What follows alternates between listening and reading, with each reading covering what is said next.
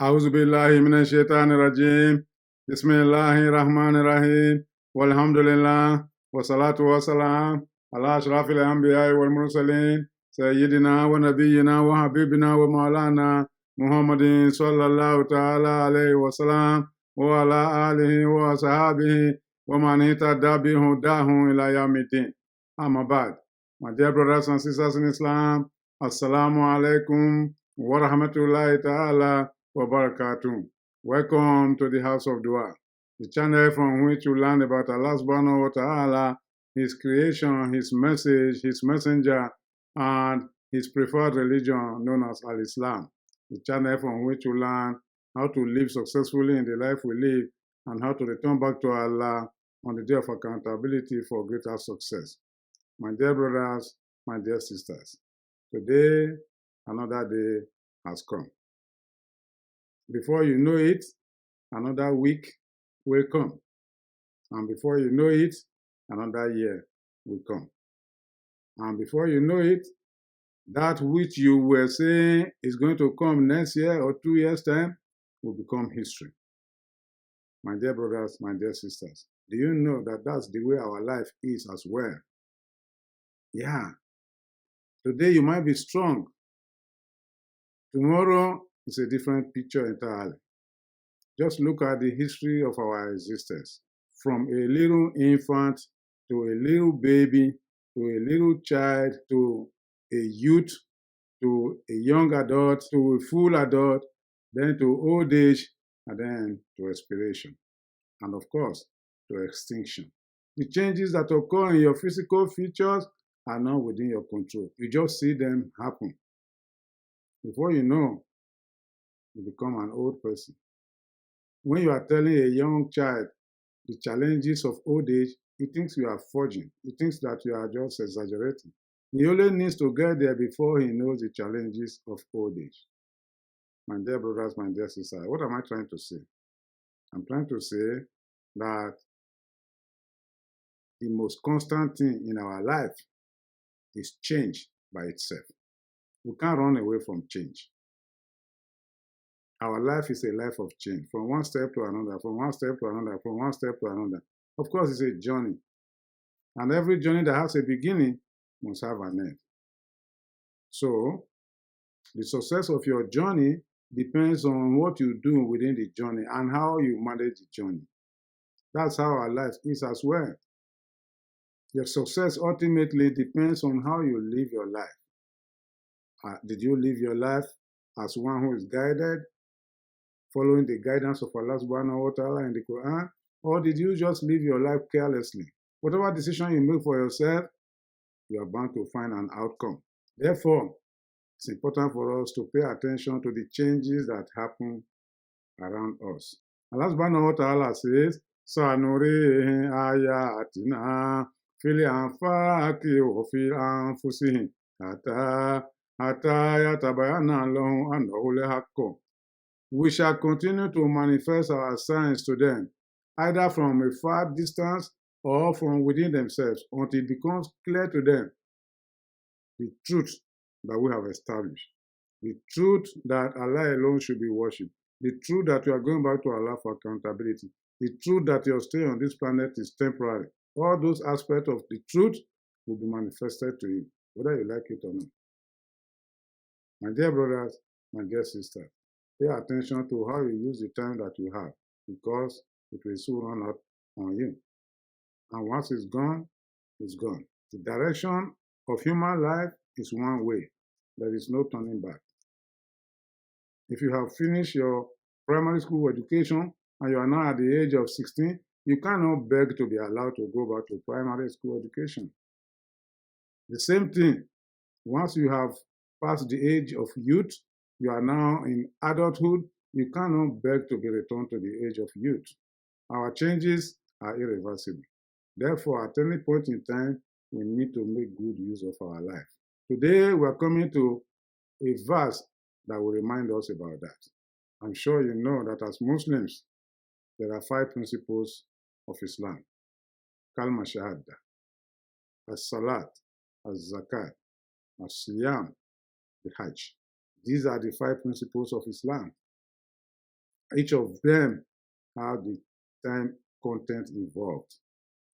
And we are now in the month of Shaban, which means the month of Ramadan is around the corner. The month of Shaban is tailing away. It's about to go out to be replaced by the month of Ramadan. What does that tell you? No matter your age, at this time last year, you are being reminded that 1 year is about to be deducted from your entire lifespan. So if you were meant to spend 80 years on this planet before, it's no longer going to be 80 years. So we have a declining balance. Every second, every minute, every hour, every day, and every week and every year results in a decline in the balance in our life chain. Another year, another Ramadan. Ramadan 1444, after the Hijrah of Rasulullah sallallahu alayhi wa sallam, and dear brothers and sisters in Islam, it's around the corner. So we are bringing to you today verse 183 of Surah Al-Baqarah, in which Allah subhanahu wa ta'ala says, Ya ayyuhallazina amanu kutiba alaykumus siyam kama kutiba ala lazina min qablikum la'allakum tattaqun. Oh, you have believed, fasting in the month of Ramadan has been obligated upon you. It has been prescribed for you. It has been ordained for you. What does that mean? It means that it's a matter in which you have no option. You got to carry it out. As a Muslim, you got to fast if you meet certain conditions.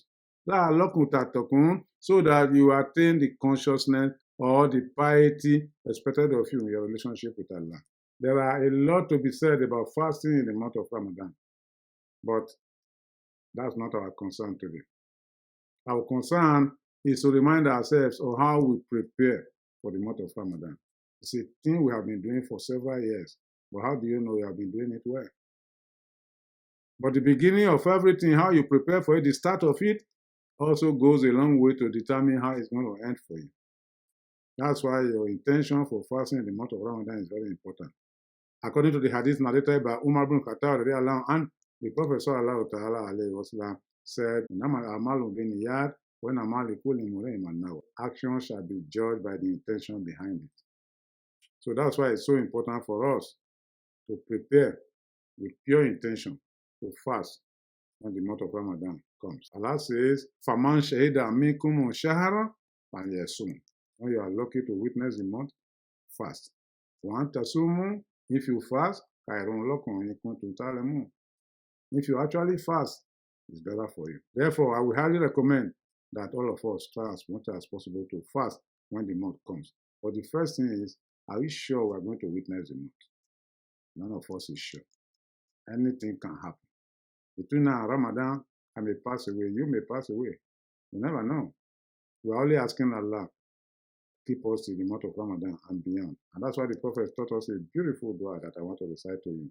Allahumma barik lana fi Rajab wa Sha'ban wa balighna Ramadan.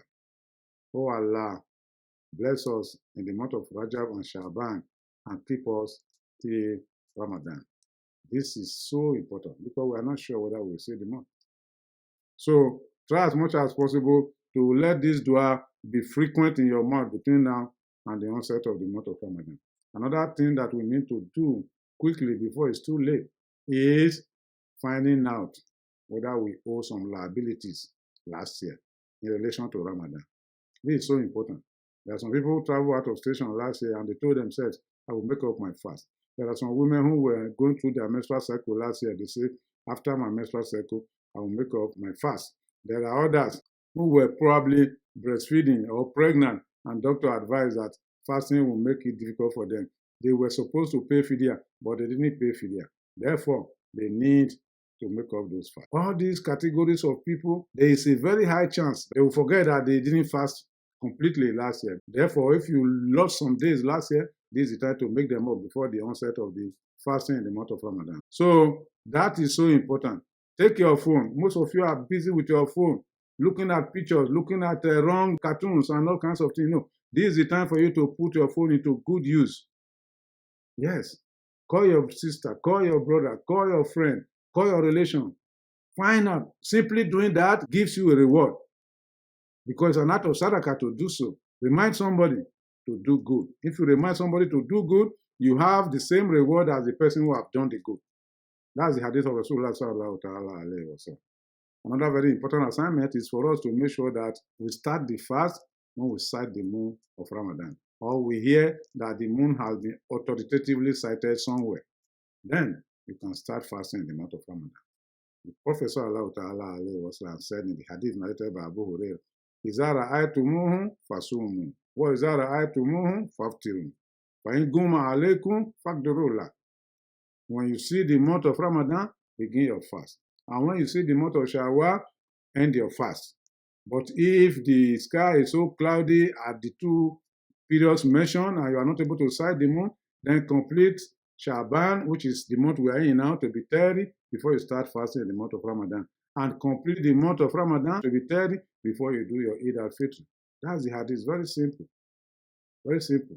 Nowadays, people are doing whatever they like. They are now using some devices or calculations that say, you know what, we can now predict. We can now safely say this is the day we are beginning Ramadan.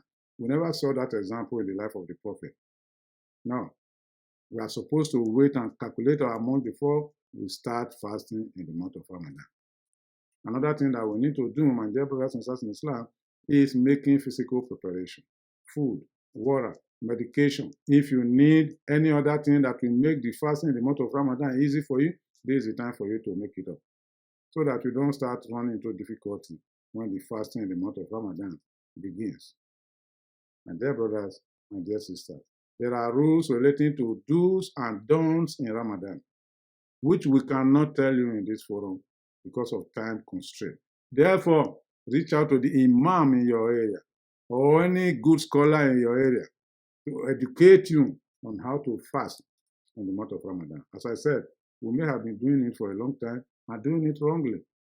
But Allah subhanahu wa ta'ala says, وَمَا أُمِرُوا إِلَّا لِيَعْبُدُوا اللَّهَ مُخْلِصِينَ لَهُ الدِّينَ.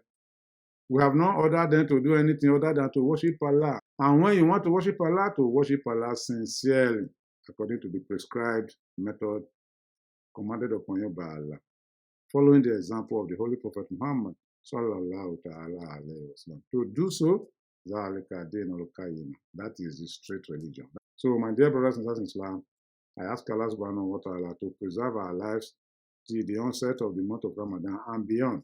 We shall find time to discuss some aspects of the month, inshallah. And whatever programs we are bringing to you during the month of Ramadan, we shall also announce them to you. But in the meantime, get ready. Be excited. Don't be scared. Why? The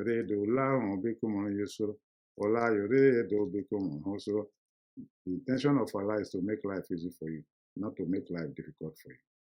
And the month of Ramadan provides us an opportunity to make dua. Dua that will be accepted by Allah subhanahu wa ta'ala, what we call dua mustajab. Especially at the time of your breaking your fast, make dua. Dua mustajab. And pray for yourself. Pray for your brother. Pray for your sister. Pray for your family members. Pray for good leadership in your country. Pray for everything you need. Allah subhanahu wa ta'ala said, the more, the merrier. It's up to him what he will grant to you. So ask as much as you can. And this is the period to do so. We ask Allah subhanahu wa ta'ala to accept our request and grant our name. Subhanallah wa bihamdi, wa naka Allahumma bihamdik, ashhadu an la ilaha illa anta, nastaghfiruka wa natubu ilayk.